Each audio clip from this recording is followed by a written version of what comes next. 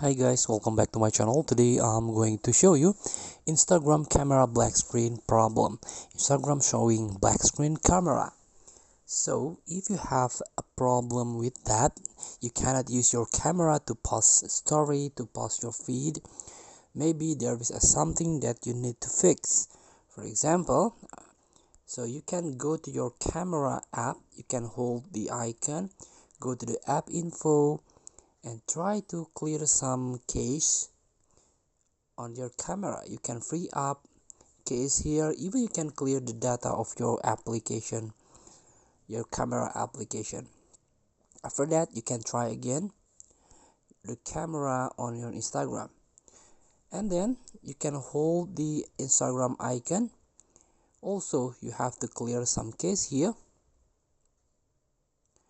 and after you clear up, make sure your permission on Instagram is allowed on the camera, contact, microphone, storage, and also location here. Make sure Instagram allow permission of this option, and after that you can update your Instagram app via Play Store if you need, and keep update on your app is very important to fix this bug or glitch.